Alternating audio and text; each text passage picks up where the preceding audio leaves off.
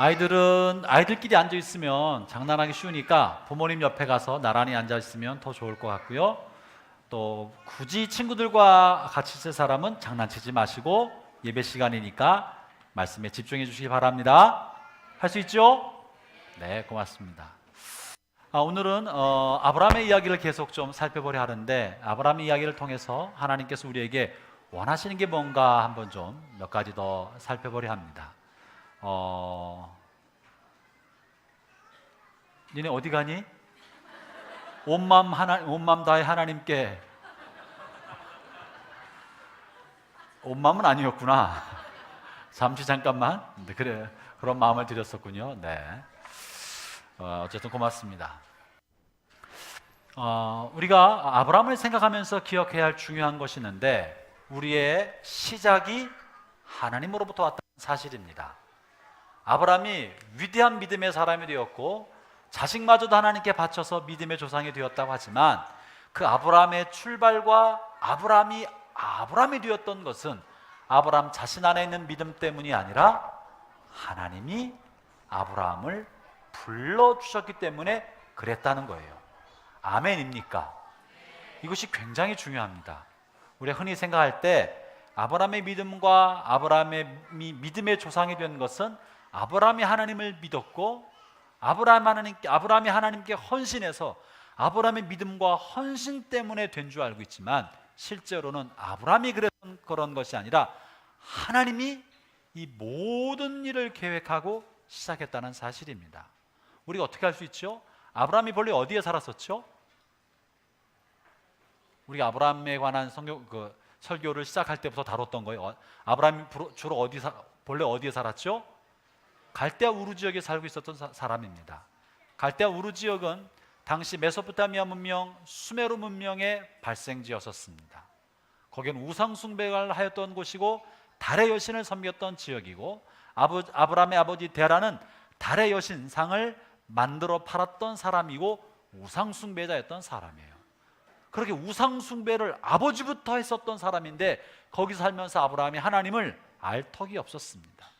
하나님께서 아브라함의 꿈에 나타나서 아브라함을 불러내신 거예요.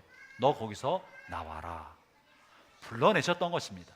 아브라함의 시작은 아브라함 자신 안에 있는 믿음과 헌신 때문이 아니라 하나님이 일방적으로 아브라함을 선택해서 불러냈기 때문에 됐다는 거예요. 이것은 우리의 신앙생활에서도 대단히 중요합니다. 우리의 시작이 어디서부터 온 것입니까? 우리 여러분 자신이 하나님을 믿고 헌신했기 때문에 믿음의 삶이 시작된 것입니까? 나로 하여금 하나님을 믿도록 만들어준 하나님의 은총으로부터 우리의 믿음이 시작된 것입니까?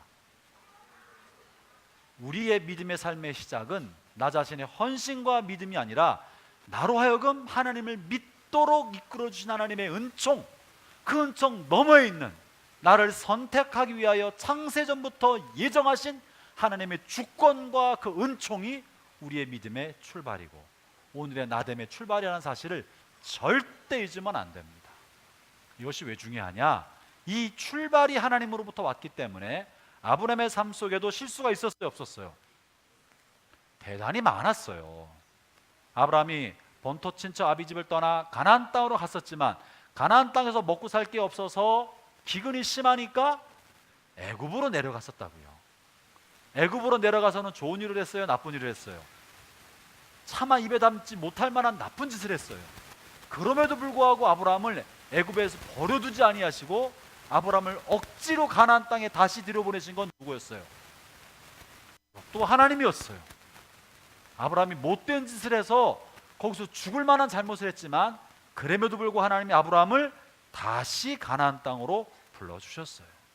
다시 말하면 아브라함을 믿음의 조상으로 되게 한 것은 아브라함의 믿음이나 헌신 때문이 아니라 하나님의 은총과 하나님의 이끄심이 그를 계속해서 하나님이 목적하신 그 목적지, 믿음의 조상이라는 그 길을 향해 끌고 가고 계셨다는 거예요. 우리가 저번에 살펴봤어요. 아브라함이 사라와 함께 믿음을 잃어버려서 하나님이 주기로 한 약속의 자녀를 기다리지 못하고 샛길로 빠졌어요. 세상을 상징하는 하갈로부터 자식을 얻을 생각을 했어요. 이건 세속화가 시작됐다는 거예요. 그죠? 세상과 짝하기 시작했다는 거예요. 그럼에도 불구하고 하나님은 아브라함을 버렸어요, 안 버렸어요? 안 버렸다고요. 아브라함 실수하고 잘못해도, 아브라함은 실수하고 믿음을 잃어버려도 하나님은 아브라함을 버리지 않고 끝까지 아브라함으로 하여금 깨우침을 주고 깨우침을 줘서 마침내 믿음의 조상으로 만들어 주셨다는 사실이에요. 그래서 우리는 적어도, 저와 여러분은 우리의 믿음의 시작이 하나님으로부터 왔다는 것을 확신하는 순간, 우리가 걸어갈 모든 과정에 우리를 이끌어 주실 분이 누구시다? 하나님이시다. 그런 믿음의 확신을 갖기를 바랍니다. 그게 믿음입니다. 진짜 믿음은 내가 예수님을 구세주로 영접하는 것이 진짜 믿음이 아니고요, 그건 믿음의 출발이에요. 믿음의 출발인 거예요.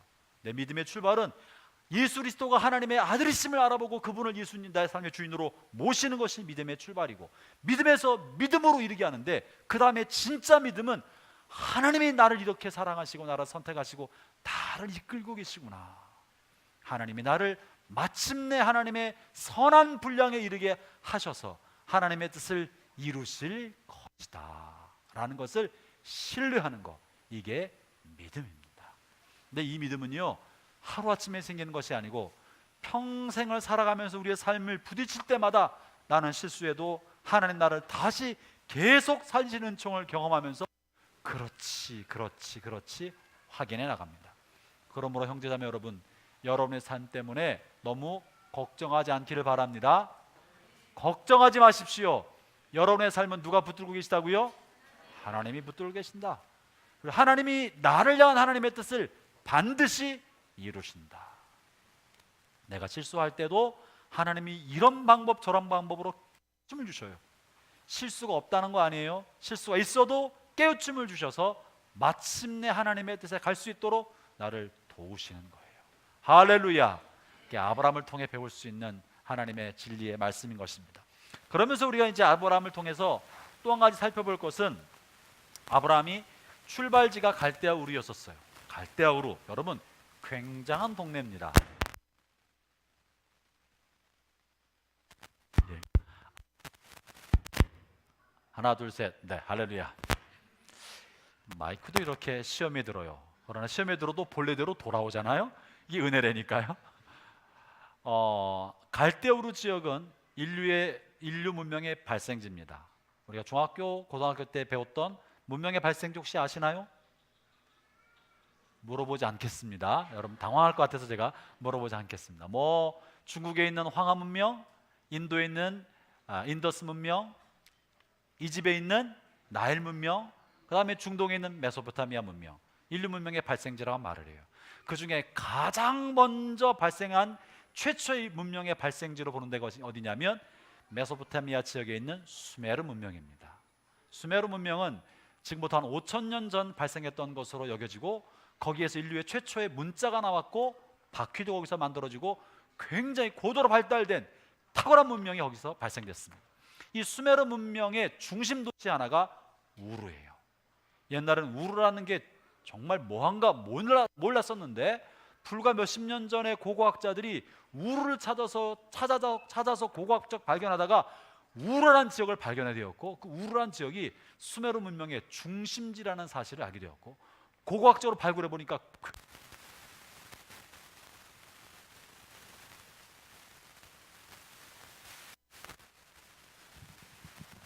사람도 실수가 많지만 마이크도 이렇게 왔다 갔다 하는 것 같아요. 갈대아 지역, 다시 말하면 수메르 문명과 우르 지역에 대한 고고학적 발굴이 있는데, 한번 보고 이 아브라함이 나온 데가 어떤 동네인지 한번 우리가 알아볼 필요가 있어요. 그래서 그냥 이사 간 게 아니라 문명의 최고의 발달된 동네에서 가장 낙후된 변방 중의 변방, 오지 중의 오지, 모래와 흙밖에 없는 가나안 땅으로 간 거예요.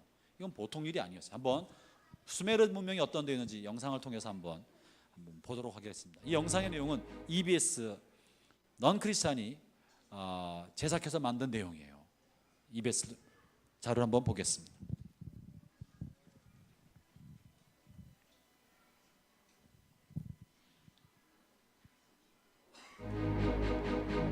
기원전 4500년경 메소포타미아 전역에 에리두 왕국을 시작으로 해서 퀴시, 우르크, 우르, 라가시, 니프루 등 여러 도시 국가가 형성된다.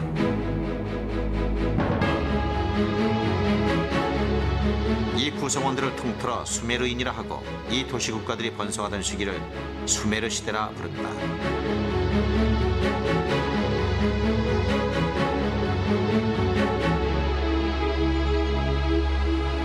수메르의 무대였던 메소포타미아는 개방된 땅이었다.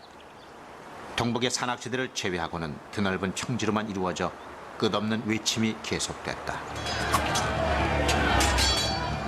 영화를 누리던 수메르 왕국은 기원전 2003년 아카드인의 침입으로 멸망한다.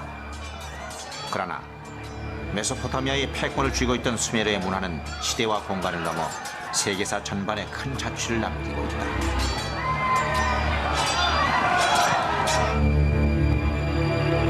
동력이 등장하기 전까지 가장 위대한 발명품의 하나로 지목되던 수레. 그것은 수메르에서 발명된 바퀴가 거의 원형 그대로 이어진 것이었다.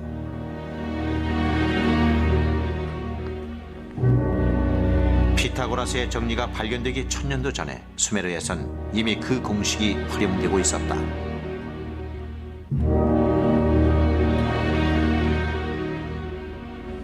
천구를 360도로 나누고 1년을 12달로 나누는 등 오늘날의 천문지리 체계는 모두 수메르 시대에 시작된 것이다.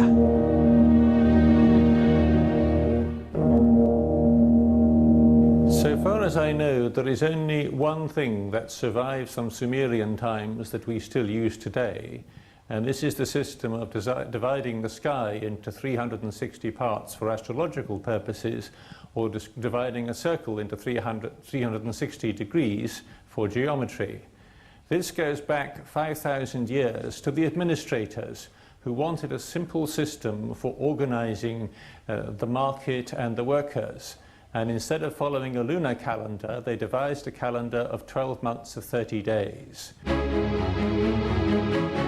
수메르인들은 지금 우리가 사용하는 많은 것들을 만들어내거나 최초로 썼던 사람들이다.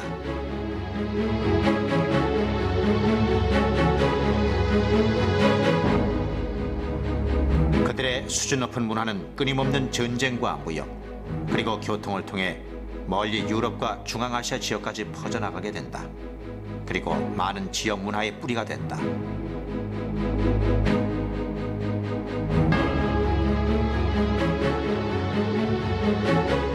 메소포타미아의 강가에서 시작되어 고대 오리엔트 세계에 널리 퍼져나간 수메르 문화. 그 한가운데에는 인류 최초의 문자 쇠기 문자가 있었다.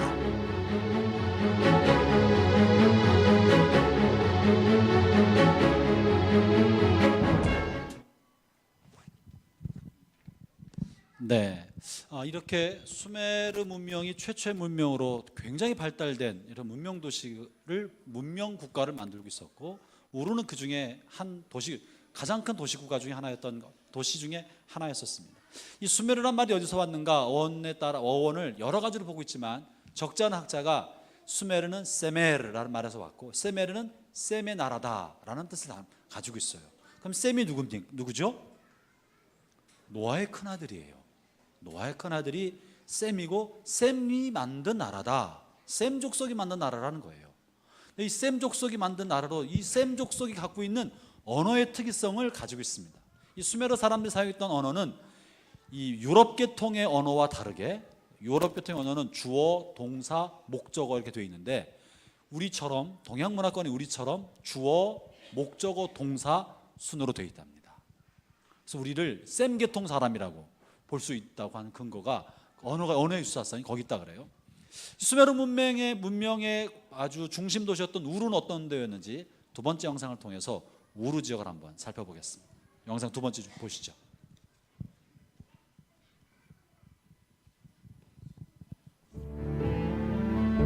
이것은 예로부터 탐험가들의 발길이 끊이지 않던 곳이었다. 이것이 갈디아의 우르라 해서 예수의 조상 아브라함이 길을 떠난 출발지로 기록된 때문이었다.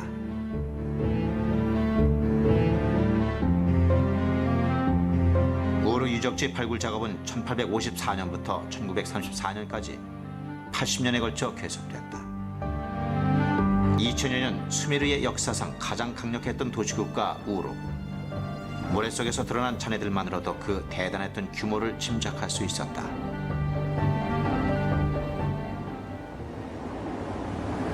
사제들의 방인 기파루의 한쪽 끝은 지구라트로 이어져 있었다.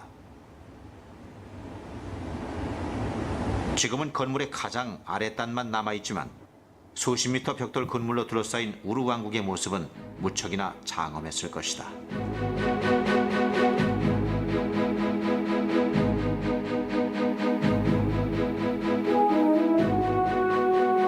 우루 왕국의 중심부를 컴퓨터 그래픽으로 재구성해 보았다. 도시의 중앙에는 신전과 왕궁, 저택, 그리고 왕실, 묘지 등이 모여 있고 주위에는 견관성으로 둘러싸여 있었다. 성의 서북쪽으로는 선착장이 있었다. 그러나 지금은 유프라테스 강의 유로가 20km나 북상해서 황무지로 변했다.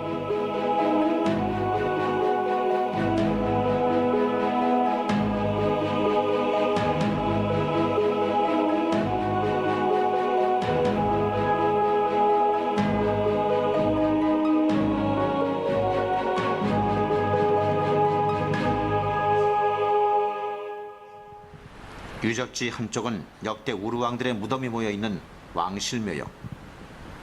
사자의 궁전이라 불리는 묘에서는 실제의 궁전과 거의 같은 시설이 마련돼 있었다. 이곳에서는 수십 개의 유골이 한꺼번에 나와서 순장 제도가 있었음을 알 수 있었다.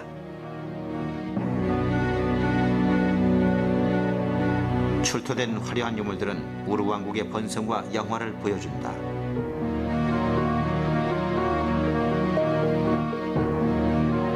황금으로 만든 각종 그릇과 메스칼란 두구왕의 황금 투구,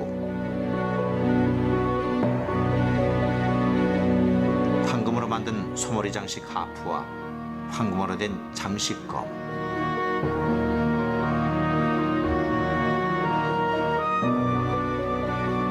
특히 우루 스탠다드라 불리우는 이 유물에는 마차와 갑옷으로 무장한 우루 군대의 모습이 자세히 묘사되어 있다.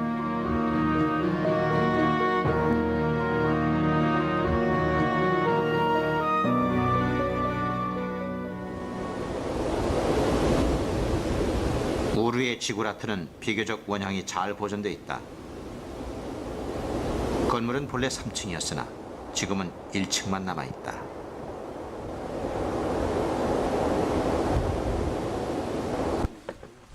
사람들은 이곳에서 우루의 출신인 달의 여신 난나에게 정성을 바쳤다. 그리고 곳곳에 쐐기 문자로 신에게 바치는 각종 헌사를 새겨놓았다.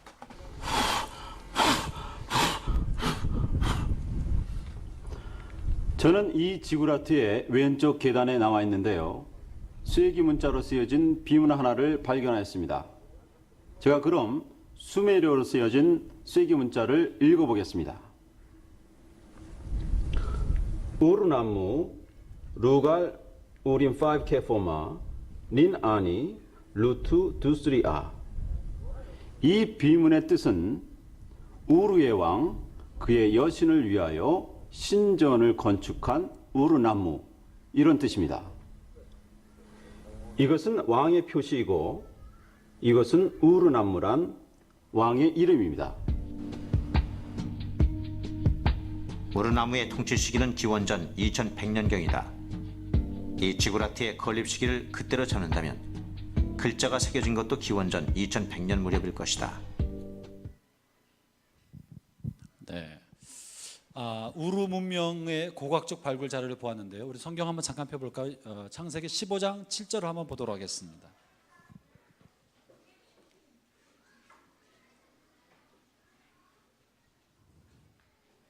우루에 대해서 알려진 바가 전혀 없었을 때 성경은 우루에 관한 언급을 하였고 아브라함의 출생지가 거기였고 그것에 대한 언급이 있다는 것이죠.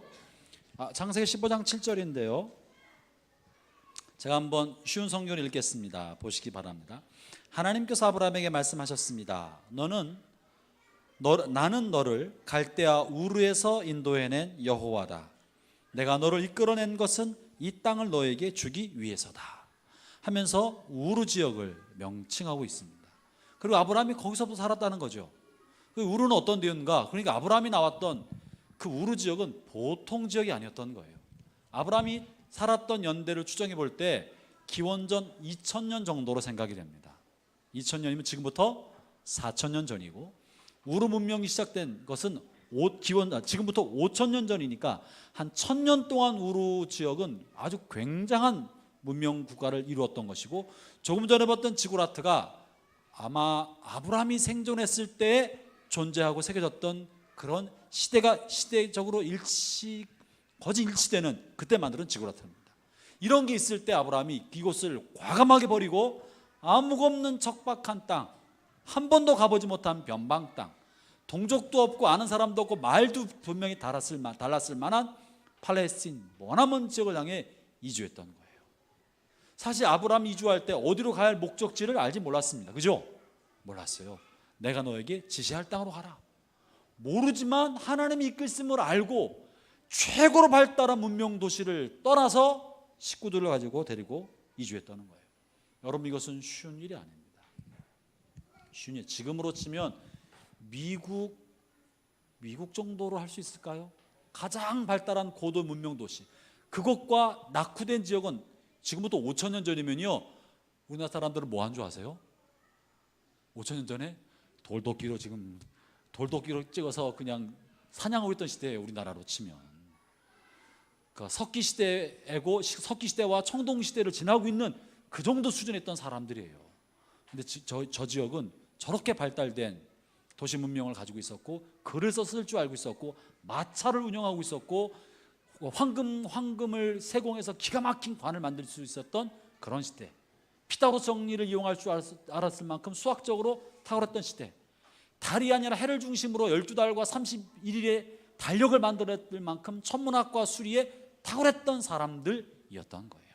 그 문명지를 떠나 원시 사회로 들어가고 있었던 것입니다.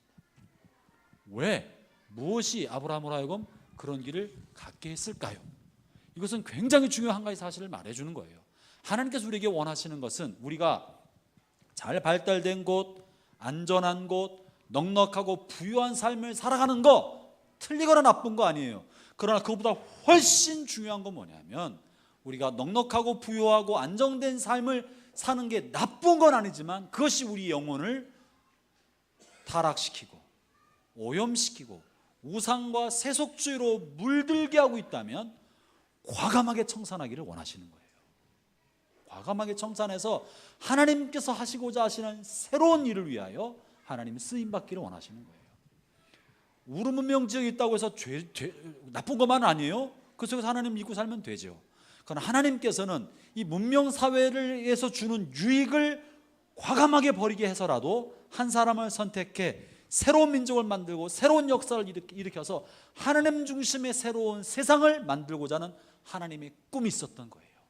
그 꿈이 아브라함을 우르 지역에서 건져내서 가나안 땅으로 가게 만들어 준 것입니다. 사랑하는 형제 자매 여러분, 잊으면 안 됩니다. 저와 여러분을 하나님께서 구원받는 하나님의 백성이 되게 하시고 우리 안에 믿음을 심어주셔서 그리스도를 알아차릴 수 있는 은총을 주신 까닭은 구원받게 하려고 하는 것이 아니에요. 천국 보내주려고 그런 것이 아닌 거예요.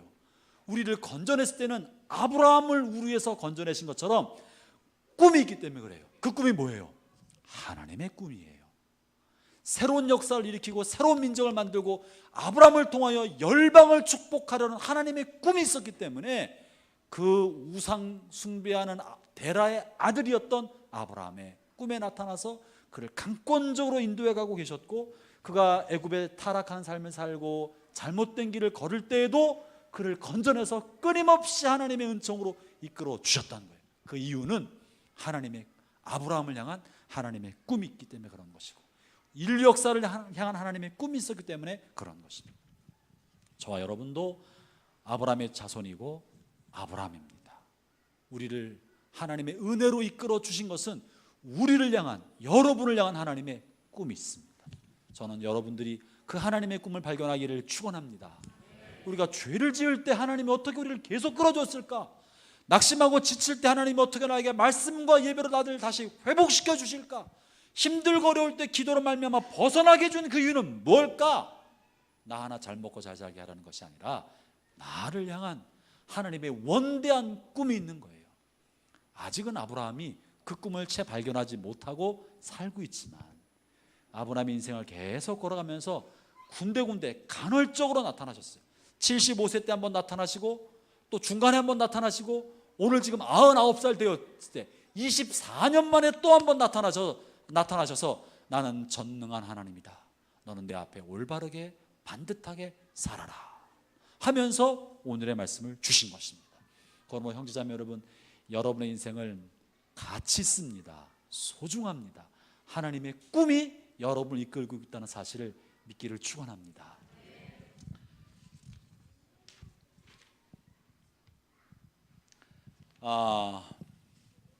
그 하나님의 약속의 말씀이 뭘까? 창세기 12장 1절 2절 한번 읽어보겠습니다.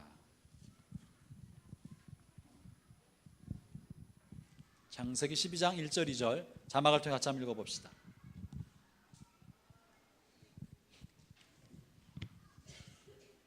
제가 강대상을 두고 왔다 갔다 하는 까닭은 졸지 않게 하려고 그러는 겁니다. 제가 왔다 갔다 하면 여러분 정신이 없어서 잠을 덜 자지 않을까 싶어서 제가 이렇게 하는 거예요. 다른 이유가 없어요. 어떻게든지 덜 졸게 하려고. 이렇게 왔다 갔다 하면 덜 잘 거 아니야. 어떻게 자겠어? 백하늘. 네, 창세기 12장 1절 2절 보겠습니다. 시작.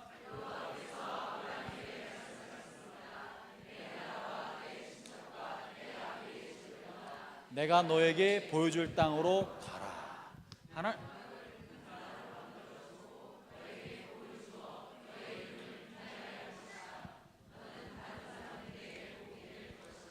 아브라함은요, 가나안 땅에 다가갔을 때 하나님의 이런 꿈을 발견했어요. 내가 너에게 복을 주겠다. 복을 주겠다는 거에서만 멈추면 안 됩니다. 그죠? 하나님 우리를 축복하시고 잘되게 하시고 번창케 하시고 우리 자손들을 지혜롭고 총명하고 사회에 크게 쓰임받는 인물을 되게 해주실 하나님의 꿈이 있습니다. 하나님의 복입니다. 그러나 그것은 우리 아이가 좋은 대학 나오고 사회에서 잘 나가는 사람 되고 돈 많이 벌어서 그게 목적이 아닌 거예요. 내가 너를 다른 사람을 위한 복이 되게 하겠다. 나 자신이 아니라 다른 사람에게 유익한 삶을 살게 하려는 것이 하나님의 목적인 거예요. 그것을 위해서 우리를 높게 세워 주시는 것입니다. 하나님의 계획은 다만 아브라함을 잘되게 해주는 것이 아니라 아브라함을 통해 열방을 축복할 만한 믿음의 가문을 만드는 것이, 그리고 믿음의 민족을 만드는 것이 하나님의 경륜이었고 꿈이고 소망이었던 것입니다. 그래서 가나안 땅에 들어가게 한 것, 그 물질 문명의 탁월한 우루를 떠나게 한 것은 버리는 것이 목적이 아니라 새로운 것을 주기 위함인 것입니다. 할렐루야. 여러분, 하나님 앞에 헌신하는 것은 내가 준 소중한 것을 빼앗긴다고 생각하는 건 천만의 말씀입니다. 오해입니다. 하나님 우리로 하여금 무언가 하나님께 내어놓게 하고 내려놓게 하는 까닭은 비우기 위함이 아니라 오염되고 잘못된 그릇을 깨끗하게 씻어서 진짜를 주기 위함인 거예요. 아브라함이 이 문명국가에 살면서 아브라함의 꿈이 뭐였겠어요? 지 아버지 데라가 우상 달의 여신의 상을 만들어 사람들에게 팔아먹으면서 돈 벌고, 사실 데라가 굉장한 부자였어요. 굉장한 부자였어요. 그렇기 때문에 먼 길을 이동할 수 있었고 머무는 곳마다 사람들로부터 족장의 대우를 받았고, 아브라함은 318명의 자기의 가신 종들 사병을 거느리고 있을 만큼 굉장한 족장이었어요. 그거 어디서 온 거예요? 아버지 데라가 다 벌어놓은 거예요. 그건 하나님 이것을 가치 있게 여기지 않으시고 귀 보지 않으신 거예요. 우리의 살면 이렇게 그냥 돈 벌고 편하게 살고 잘 먹고 잘 살고 그저 높은 자리에 올라가는 것만 꿈꿨을 테지만 하나님 그것에 만족하지 않게 하고 그거를 버리게 하신 다음에 아브라함에게 새 비전을 주시고 새 일을 맡기신 거예요. 한 민족의 아버지가 되고 열국의 아버지가 되는 것입니다. 형제자매 여러분, 하나님 여러분에게 뭔가 도전하실 때는 버리기 위함이 아니라 더러운 그릇을 비우고 새 것을 주기 위함이라는 사실을 믿기를 바랍니다. 그것이 우리를 향한 하나님의 꿈인 것입니다. 이 말씀이 또한 창세기 17장 오늘 본문 5절 6절에 이렇게 반복됩니다. 읽어보겠습니다. 창세기 17장 5절 6절입니다. 오늘 본문이죠. 함께 읽겠습니다. 시작. 내가 너를 여러 나라의 조상으로 만들었으니 이제부터 너의 이름은 아브라함이 아니라 아브라함이 될 것이다. 내가 너에게 많은 자손을 줄 것이다. 너를 여러 나라들 위에 세우리니 너에게서 왕들이 나올 것이다. 아멘. 내가 너를 여러 나라들 위에 세우고 왕들이 나오게 할 것이다. 하나님이 우리를 선택하셔서 쓰고자 하실 때 여러분 믿기를 바랍니다. 하나님은 여러분을 왕처럼 삼아주시기를 원하시는 거예요. 여러분을 통해 왕같은 이들이 수없이 일어나기를 원하시는 거예요. 이것은 신약에도 언급되어 있어요. 베드로서에 뭐라고 말씀하고 계시죠? 우리를 향하여 너희는 왕같은 제사장이에요. 왕같은 제사장이에요. 다만 아브라함을 말하는 것만 아니고 귀족들의 몇 사람을 말하는 것이 아니고 예수를 믿는 모든 사람을 향하여 왕같은 제사장이다. 내가 너를 왕이 되게 하고 너로 말미암아 여러 왕을 일으키겠다는 것이죠. 그럼 이 왕은 뭐예요? 실제로 마지막 예수님이 재림하실 때 하나님 우리에게 통치권을 주셔서 하나님이 쓴 피조물을 다스리는 역할을 하게 하실 것입니다. 마지막 때에 주께서 오시면은 10고을을 다스리는 권세, 5고을 다스리는 권세를 주겠다고 하지 않으셨습니까? 저는 마지막 때 하나님께서 하나님의 자녀들을 어떤 피조물을 다스리는 통치권자로 세울 것이라고 믿어요. 저는 그렇게 믿습니다. 그것은 이제 마지막 때 하나님 그렇게 하시겠지만 이 땅에 사는 동안에도 하나님 우리를 왕같은 족속, 왕같은 제사장으로 삼으셨어요. 그럼 무엇에 대한 왕 노릇이냐? 여러분이 살아가고 있는 곳, 여러분의 삶의 터전에서 지도적 삶을 살면서 사람들에게 선한 영향력 주기를 원하신다는 사실입니다. 우리 어린이 청소년 여러분, 저는 여러분이 학교와 여러분이 살아가는 곳에서 지도자가 되기를 축원합니다. 이게 하나님께서 아브라함에게 주신 약속인 거예요. 내가 너로 왕들이 일어나게 하겠다. 하나님 우리 한 사람 한 사람을 지도자로 쓰기를 원하십니다. 여러분, 자매 여러분, 이미 40대가 넘어서 내 인생이 이제 다 끝난 것 같습니다. 반환점 돌았어야 하는 분 계신 줄 알아요. 여러분, 반환점 돌았다고 끝난 게 아닙니다. 여러분의 삶의 자리에서 지도자로 살기를 축원합니다. 그저 주어진 대로 사는 것이 아니라 내가 속한 삶, 내가 속한 동네, 아파트 분녀회, 반상회, 통장회, 동창회 어디든지 간에 하나님 여러분을 왕같은 지도자로 삼으셔서 리더십을 발휘하고 사람들에게 선한 영향력을 주는 축복의 통로가 되기를 원합니다. 그게 하나님의 뜻인 거예요. 그게 하나님이 아브라함을 부르신 이유인 것입니다. 다만 나 한 사람 구원받고 나 한 사람만 경건하게 사는 게 목적이 아니라 나로 인해 다른 사람에게 선한 영향력을 주는 것이죠. 뿐만 아니라 세 번째는 이렇게 하나님이 왕 같은 역할을 하기 위하여 아브라함을 갈대우르에서 건져내셔서 새로운 역할을 하신 것이고, 세 번째는요, 아브라함뿐만 아니라 아브라함의 자손들도 우르에 타락한 우상 숭배와 세속주의에 물들지 아니하고 거룩한 백성을 삼기 위하여 그 자손들도 그렇게 세우려고 부르신 거예요. 7절을 읽어보겠습니다. 오늘 본문 7절을 읽겠습니다. 함께 읽겠습니다. 시작. 내 언약을 세울 텐데 이 언약은 지금부터 내가 너와 내 모든 자손에게 세우는 언약이다. 나는 내 하나님이 되며 내 모든 자손의 하나님이 될 것이다. 아멘. 뭐라 말씀하고 계시냐면 이 언약은 지금부터 내가 너와 내 모든 누구에게? 자손에게 세우는 언약이다. 아직 아브라함은 자손이 있어요, 없어요? 없었어요. 한 명도 없었어요. 근데 하나님이 아브라함을 택하셔서 이끌어오시면서 아브라함에게 약속하신 것이 뭐냐면 이 언약은 이 땅을 주겠다는 것과 왕 삼겠다는 것과 왕들이 일어나겠다는 것과 나는 너의 영원한 하나님이 되겠다는 이 언약은 너와 너로 말미암아 태어날 모든 자손에게 세우는 언약이다 라고 약속하신 것입니다. 할렐루야. 형제자매 여러분, 여러분뿐만 아니라 하나님 여러분을 구원하셔서 믿음의 자녀로 삼으신 이유와 목적은 다만 여러분만 예수 믿고 천국 가게 하게 하려는 것이 아니라 여러분의 자손에게도 동일하게 하나님이 아버지가 되시려는 것이 하나님의 목적입니다. 큰 소리로 아멘 해보시죠. 아멘이신가요? 아멘이에요. 아멘인 거예요. 나 한 사람만 하면 안 되는 거예요. 하나님은 나를 건지실 때 나로 말미암아 태어날 나의 모든 후손까지 하나님 다 보고 계신 거예요. 이 사람들을 건지기 위하여 나를 선택하신 것입니다. 자녀 여러분, 이제 저를 좀 보세요. 어린이 청소년 여러분, 여러분에게 드리는 굉장히 중요한 얘기를 하려고 그래요. 여러분이 믿음의 부모를 둔 것은 보통 일이 아닙니다. 하나님이 여러분보다 먼저 믿음의 부모님들이 하나님을 알도록 만들어 주신 뜻은 여러분이 모태로부터 하나님의 자녀가 되었다는 것을 알려주고 확신케 하기 위하여 여러분들의 부모님이 먼저 예수님을 믿게 하셨고, 여러분은 태어날 때부터 어린 시절부터 자동적으로 예수님 믿는 가정 안에 두신 거예요. 만약에 여러분들이 예수님을 모르는 집안에서 태어났다, 이건 끔찍한 일인 거예요. 만약에 여러분들이 IS의 아들, 딸로 태어났다, 오마이갓.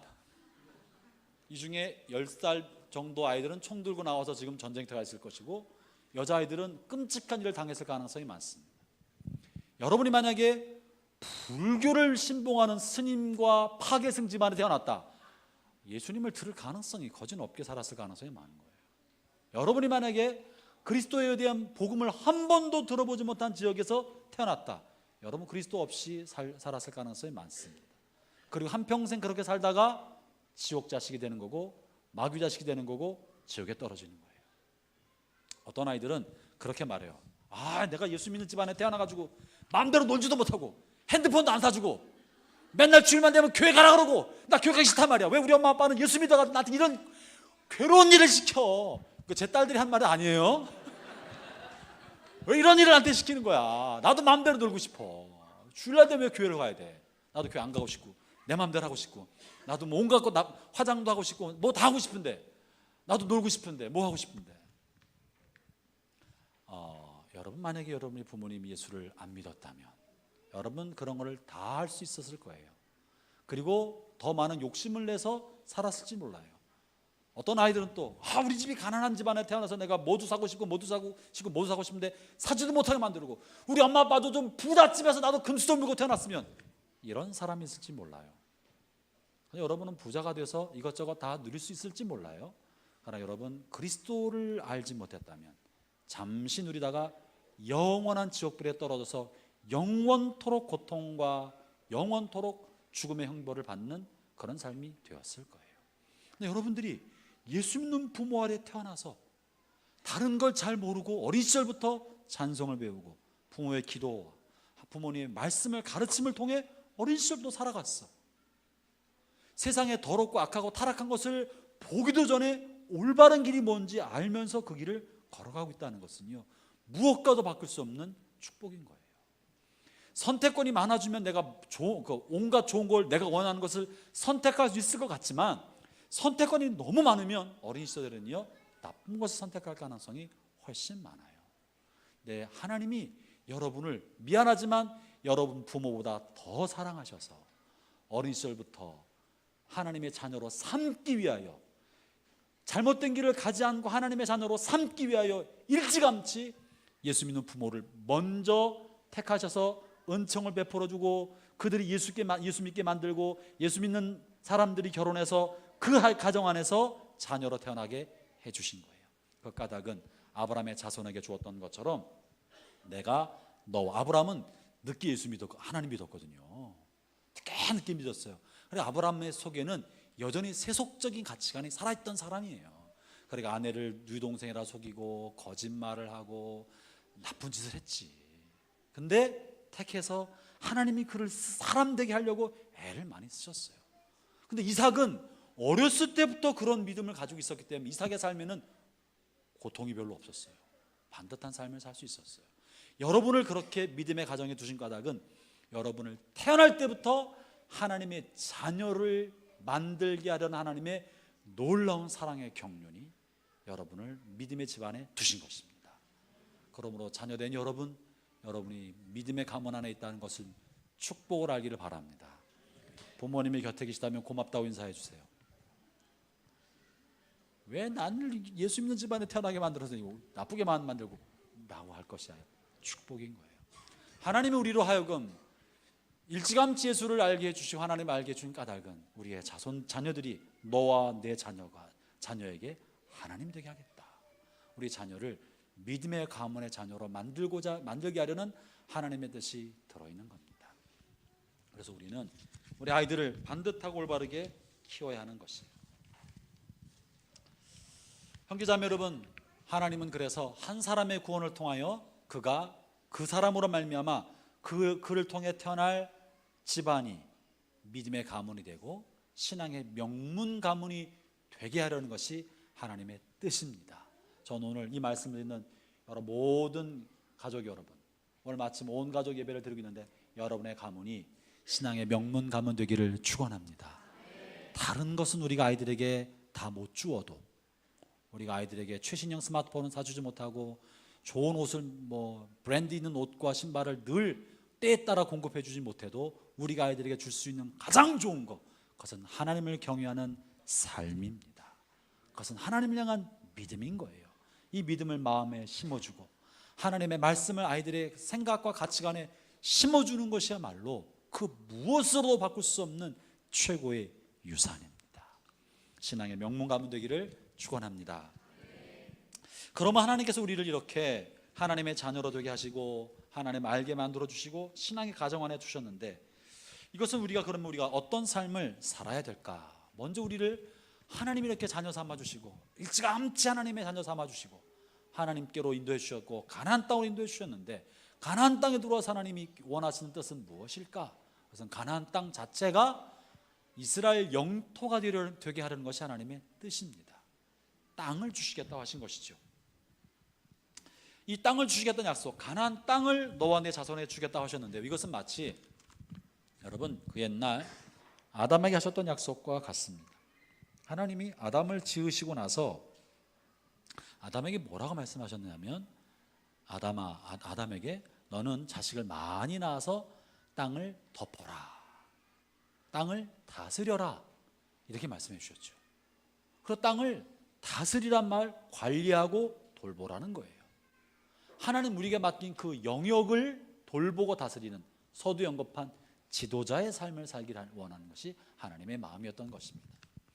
그래서 하나님 이런 명령을 받은 아담이 땅을 다스리고 돌봐라, 그리고 땅에 있는 하늘에 나는 새와 바다의 물고기와 땅에 있는 모든 동물들을 돌보고 다스리라 라고 말씀하셨어요.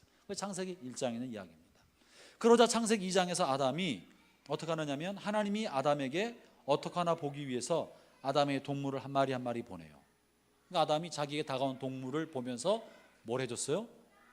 동물의 이름을 다 지어줬어요. 이름을 지어줬어요. 보는 족족. 동물이 몇 마리나 되는데 수만 종류예요.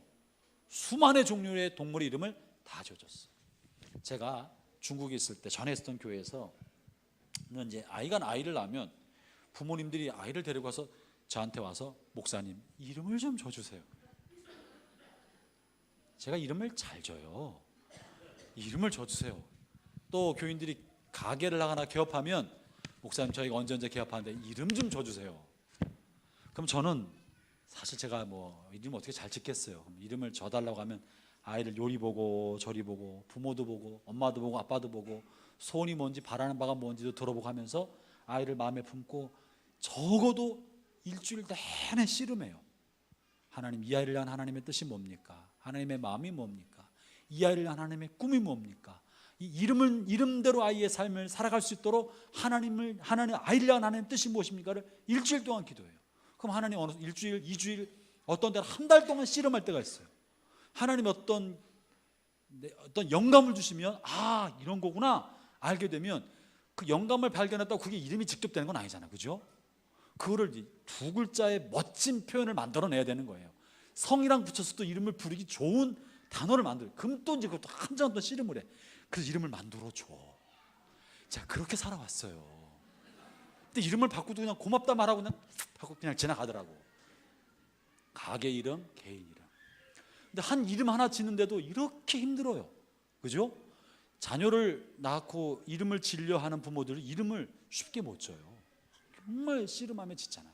근데 아담은 보는 족족 이름을 지어줬어요. 머리가 대도 큰 짐승이 하나 있었어요. 털이 북실북실해.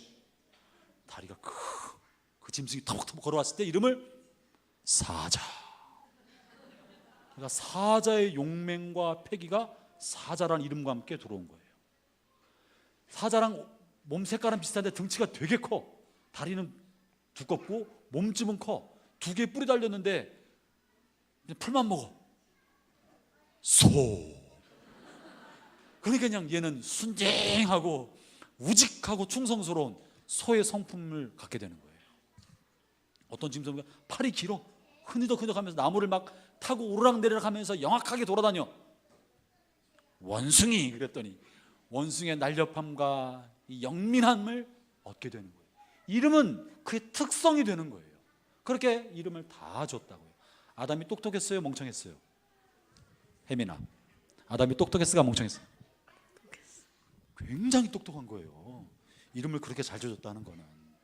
아담 스스로 자기를 생각할 때 자기가 그런 재능이 있을 거라고 생각을 못했을 거예요. 하나님이 그 일을 맡겨주면서 자기 안에 이름을 지어주고 성품을 지어주고 은사와 재능을 이름과 함께 부여해주는 기가 막힌 재능이 계속 개발되었던 거예요. 우리 청소년과 어린이 여러분, 여러분 안에 놀라운 하나님의 잠재적 재능과 가능성이 내재되어 있어요. 아담이 어떻게 이 넓은 지구를 다 관리하고 돌볼 수 있었겠어요? 그 많은 동물들을 어떻게 다 관리하며 다스릴 수 있었겠어요? 어려운 일이에요. 그러나 하나님이 가내준 재능과 잠재적 가능성이 일어나니까 동물의 이름을 다 만들어주고 돌봤던 것처럼, 그랬다 그가 범죄하고 타락하니까 땅에서 엉겅퀴가 나고 가시덤불이 생기고 풀을 먹던 사자는 이빨이 날카로워졌고 순한 짐승이 서로 싸우는 게 돼. 싸운 거. 이건 왜냐하면 아담 안에 죄가 들어오니까 리더의 죄는 자기를 따르는 모든 피조물들에게도 영향을 줘서 자연이 파괴됐던 거예요.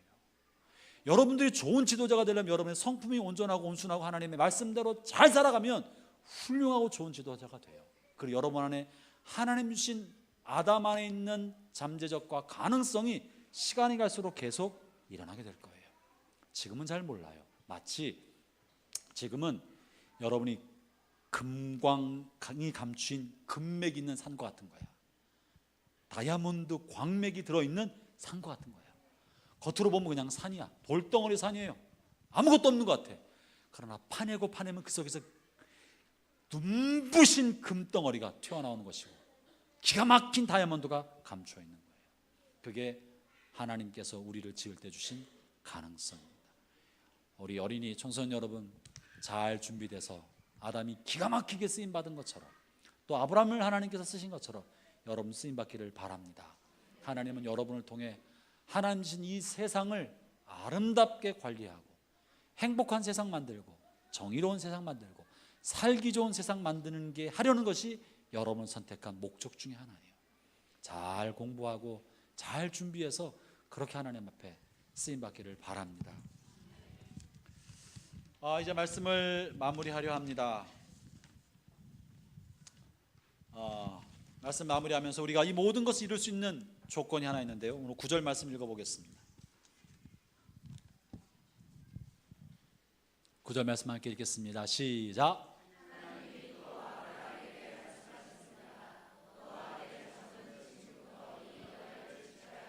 하나님께서 아브라함의 자손에게 복을 주시겠다고 약속하셨고 지금부터 내가 너와 내 자손의 하나님이 되겠다 약속하셨으면서 그러면서 한 가지 조건을 달아요. 뭐예요? 9절에서 지금부터 너와 내 자손은 뭘 해야 한다고요? 이 언약을 지켜야 된다. 언약의 말씀, 약속의 말씀, 하나님의 말씀을 신실하게 지키고 순종하고 따를 때 하나님은 여러분과 여러분의 가문과 여러분 자손을 복 주셔서 하나님 만드신 하나님의 정원인 이 세상을 관리하고 이끌어갈 수 있는 왕같은 지도자로 사용하실 것입니다. 여러분의 가정이 하나님의 말씀을 기초로 가훈이 되고 그 말씀을 기초로 세워져 가기를 바랍니다. 자녀에게 말씀을 심어주고 말씀으로 기도하고 찬양이 가정에서 울려 퍼지게 만들어줄 때 이 약속의 말씀처럼 여러분의 집안이 신실한 왕같은 민족과 가문으로 되어갈 것입니다. 이 시간 함께 우리가 기도할 때 특별히 이제 9월 내일부터 이제 9월이잖아요.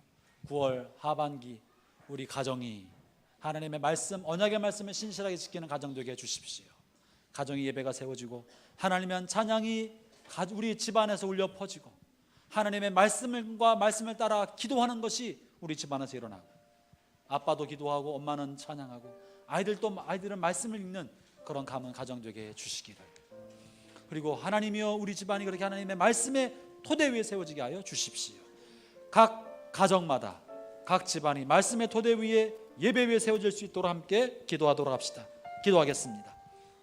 하나님 아버지 감사합니다. 우리 각 가정이 하나님의 말씀 안에 세워져 가게 하여 주십시오. 말씀의 토대 위에 단을 쌓게 하여 주시고 그 말씀이 삶의 기초가 되고 원동력이 되고 가문의 가훈이 되고 이끌어갈 수 있는 교훈이 될 수 있도록 주장해 주십시오. 하나님 주의 은혜를 바랍니다.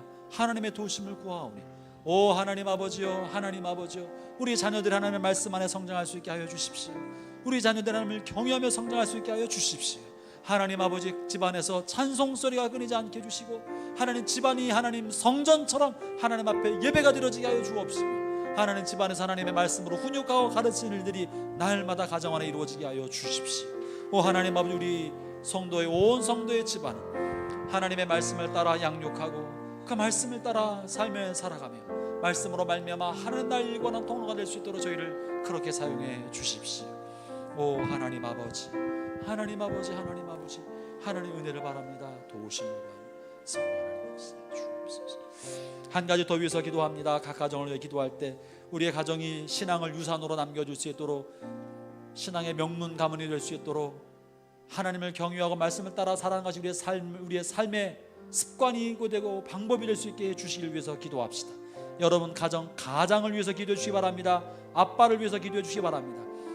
가장의 가치관과 생각이 가장 중요합니다. 세속적 가치관에 물들지 아니하고 하나님의 말씀대로 그 말씀이 가장인 아빠의 마음속에 아버지의 생각 속에 가치관이 되고 교훈이 되고 진리의 기둥으로 박혀 있을 수 있도록 온갖 세상의 유혹을 말씀으로 이겨 싸워내는 영적 군사로 세워질 수 있도록 아빠를 위해 아버지를 위해 남편을 위해 기도해 주시길 바랍니다. 아내를 위해 엄마를 위해 기도해 주시기 바랍니다. 엄마의 따뜻함